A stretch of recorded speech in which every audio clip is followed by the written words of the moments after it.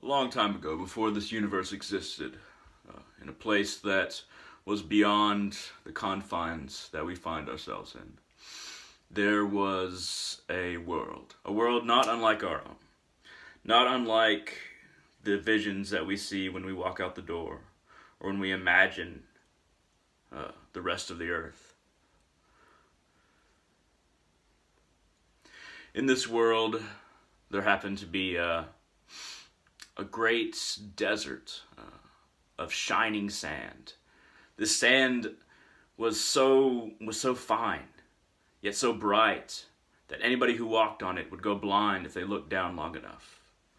A foreigner from a different land, a different place, was traveling through this desert of this shining sand, and had never seen it before.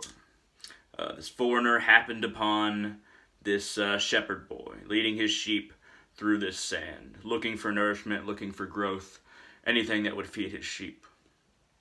The foreigner asked, "How is this great desert made? What is this sand that I find between my feet? And it doesn't seem to burn. It only seems to retreat when I step upon it. It's so fine. Yet it's light. You can see from miles and miles above the surface." At least the foreigner imagined. The shepherd boy, he looked a little surprised and puzzled because he had never met anybody who did not know of the desert in which he lived. He had not gone beyond it. So the shepherd boy told a story that had been told to him and had been told to his father, which had told him, and his father's father, and his father's father's father, for as long as anybody had recorded this story. It dated back, even in this world before our own, many, many generations among the people who lived in that desert. So the shepherd boy told him, once there was this great chasm around this mountain. There was a mountain basically on a kind of island plateau at the center of this great chasm. And everybody wanted to get to the mountain. Everybody wanted to get to the mountain so that they could go to the top, because they didn't know what was up there. And it was so bright. This mountain was so reflective and grand in its size that you can see it for 100 miles in all directions. And you could see its light, and it lit up villages for 50 to 60 miles around the area when it reflected moonlight. So he continued, the shepherd's boy continued. He said, then along came a bird perhaps as old as the mountain itself, but with one ability that the mountain did not have. It could move freely. It had its own mind. It had its own ability to choose what it wanted to do. And one day it decided to sharpen its beak upon this mountain, upon the crest of this mountain of diamond, made of solid, bright diamond. So on that day, the bird decided to sharpen his beak. And that day it didn't seem to grow any shorter. Perhaps less than a millimeter was chipped off on this mighty bird's wing, on this mighty bird's beak, rather. And it was not noticeable for many, many thousands into millions of years that this mountain was growing shorter. But after 1 billion or so years of this bird going every day to sharpen his beak and going off to either catch prey or to find seed and to live amongst the world that existed around this mountain and this chasm. But eventually people started to notice that the mountain was getting shorter, that the chasm was getting fuller, and that the two were slowly meeting. It took many millions of years into billions of years for this mountain to whittle down to I guess you could say, a hill. And all the while, this chasm slowly became shorter. Then it became more of a valley around this mountain of diamond.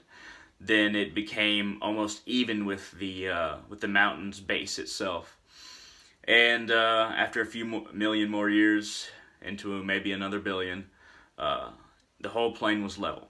The chasm was filled.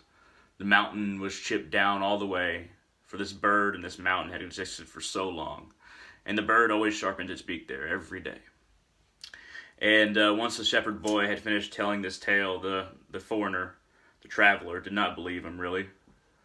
For how could a bird be so persistent? How could a bird always remember where it needed to return and desire to do so? And in that place, living billions of years was not an issue. It was not a falsehood. It was an actuality. So the foreigner, even from his lands and on this world, did not question the age of the mountain or the bird or the ground beneath his feet wherever he traveled. But the traveler, the foreigner, did question the story because of the persistence of the bird and even the amount of time that he had gone back. And the traveler said, that's a hell of a long time for a bird to go back day after day. And the shepherd boy said, well, I think that's one hell of a bird. We all have this bird inside of us. Some call it a soul. And it sharpens its beak upon potentiality.